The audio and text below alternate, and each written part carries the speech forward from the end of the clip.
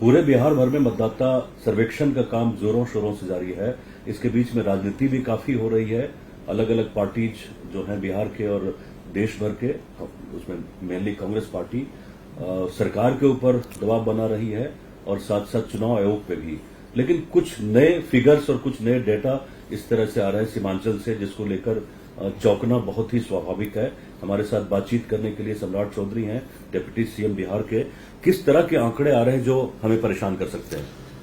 देखिए, बिहार जैसे प्रदेश में जहां किशनगंज में एवरेज प्रत्येक माह 30, 25, 26,000, 27,000 आवासीय प्रमाण पत्र के लिए लोग आते थे, जो हमारे काउंटर तक पहुंचते थे।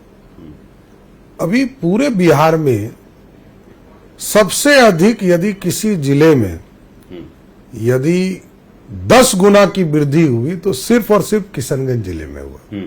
10 गुना की वृद्धि है। जहां 20,000, 25,000 तो वहां 2 लाख 7 दिनों में, ओनली 7 डेज, 1 जुलाई से 7 जुलाई तक यदि 2 लाख लोग आवेदन कर रहे हैं तो इसका मतलब कहीं बांग्लादेशी भी तो घुसने की तैयारी नहीं कर रहे।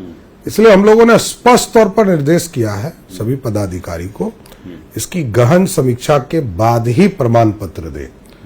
क्यों कि ये देखिए कि 11 तरह के कागज निर्वाचन आयोग ने मांगे हैं, उसमें 10 कागज तुरंत नहीं बन सकते हैं। जमीन का डीड हो, पासपोर्ट हो, या ओबीसी, ईबीसी या SC/ST का प्रमाण पत्र हो, यह तुरंत नहीं बन सकते हैं, उसके प्रोसेस है।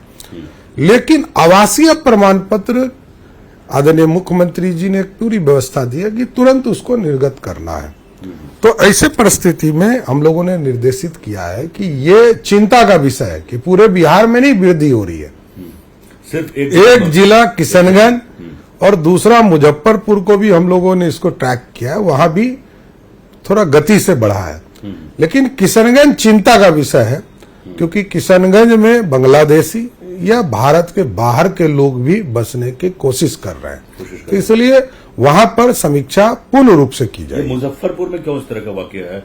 हम लोग सभी मुजफ्फरपुर बड़े जिले हैं और आप समझ सकते हैं कि उस जिले में लगभग 10 से 11 विधानसभा है, लेकिन किशनगंज तो बहुत छोटा जिला है, 4 विधानसभा का जिला है और वहां 10 गुना की वृद्धि होना और बगल में बांग्लादेश होना, बगल में भूटान होना, तो ये चिंता का विषय है। इसलिए वहां गहन समीक्षा करने की जरूरत है। समान प्रक्रिया से किसी को आवासीय उपलब्ध नहीं हो, इसकी चिंता करनी होगी। खासकर जो 2 मुख्य पॉलिटिकल पार्टीज हैं बिहार की, आरजेडी उसमें एक प्रमुख है, कांग्रेस पार्टी दूसरी प्रमुख पार्टी है, उनकी तरफ से विरोध प्रदर्शन होना है 9 तारीख को। स्वाभाविक है, 9 तारीख को उन्होंने किया हुआ है। स्वाभाविक है, बंगाल हो, बिहार हो, ये जो बांग्लादेशी है ये किसके साथ है? तो बांग्लादेशी और तुष्टीकरण के चक्कर में ही तो कांग्रेस ने बिहार को, देश को बर्बाद किया। राजद उनका पिछलग्गू है। तो राजद और कांग्रेस दोनों ये चाहती है कि बांग्लादेश और पाकिस्तान से आके लोग वोट करें, इसलिए ज्यादा चिंतित है। तो एक्सपोज करने में आप लोगों ने थोड़ा देर नहीं लगाया? ये जो पूरा जो नेक्सस, कोई देर नहीं है, समीक्षा हो रही है। अभी तो लोगों को ये कहा गया है कि आपके परिवार के लोग यदि इसमें बाहर गए हैं तो आप प्रमाण दीजिए, मतलब एक सूचना दीजिए।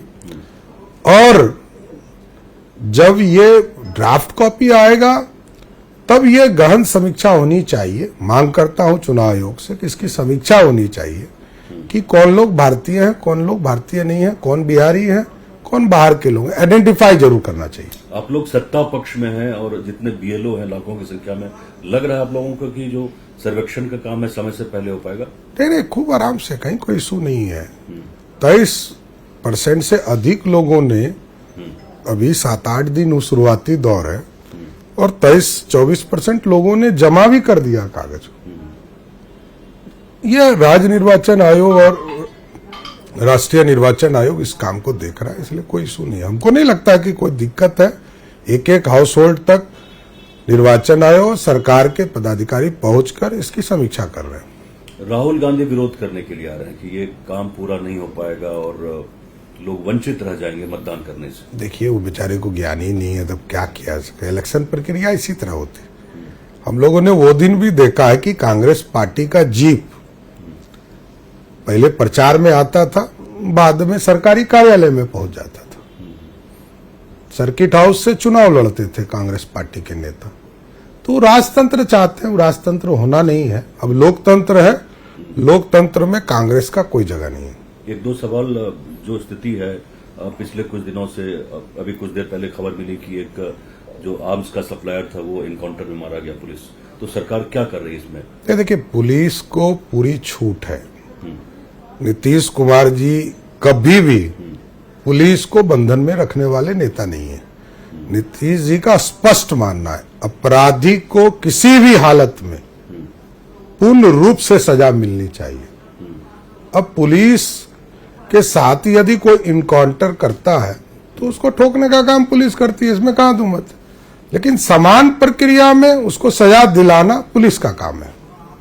ये जो पूरा एक नेक्सस देख रहे हैं गोपाल खेमका वाले मुद्दे को लेकर, उनकी जिस तरह से हत्या हुई, तो पुलिस में कहीं न कहीं कोई कमी आपको दिख रही है? देखिए, या कुछ बेहतर हो सकता था? देखिए, पुलिस, मैंने फिर कहा कि ये ऑर्गेनाइज क्राइम नहीं है।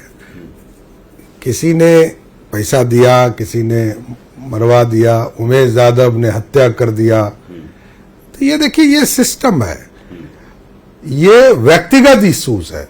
बिहार में किसी भी स्तर पर ऑर्गेनाइज क्राइम नहीं होते। उमेश यादव ने हत्या किया, ये चिंता का विषय है, और एक बड़े व्यवसायी की हत्या हुआ, ये भी चिंता का विषय है। लेकिन पुलिस ने तुरंत कार्रवाई करके उसको गिरफ्तार किया है और पूरा उद्भेदन करेगी। डीजीपी और पुलिस अधीक्षक इसकी पूरे प्रेस कॉन्फ्रेंस करके आपको जानकारी देंगे। अपराध का राजनीतिकरण एक बहुत बड़ा विषय है। क्या लगता है कि कुछ चिंता भी होती है कि बिहार में जो पॉलिटिकल पार्टी है उसमें एकता इस विषय को लेकर नहीं है कि अपराधियों का सफाया होना चाहिए कीमत पर? एकदम होना चाहिए। ये अपराधी किसी का नहीं हो सकता है, मैं बार बार कहता हूं। अपराधी गलतफहमी में हो कोई पार्टी, तो वो गलतफहमी में रहे। अपराधी कभी किसी का नहीं होता है। जिंदाबाद करने से कोई अपराधी उस पार्टी का वोटर नहीं हो जाएगा। अपराधी अपराधी रहेगा, और अपराध से मांगों के सिंदूर उजरते हैं, घर परिवार सूना होता है। इसलिए बिहार की जनता कभी अपराध का समर्थन नहीं कर सकती है। अपराधी को समाप्ति ही होना होगा। तो आने वाले समय में आखिरी सवाल है, क्या पुलिस और भी सख्त होगी? पूरी तरह सख्त ही है। बिहार में कानून का राज है, पूरी सख्ती से कार्रवाई करेगी। जरूरत पड़ेगी तो विशेष कार्रवाई करके भी अभियान चलाकर अपराधी को समाप्त किया जाएगा।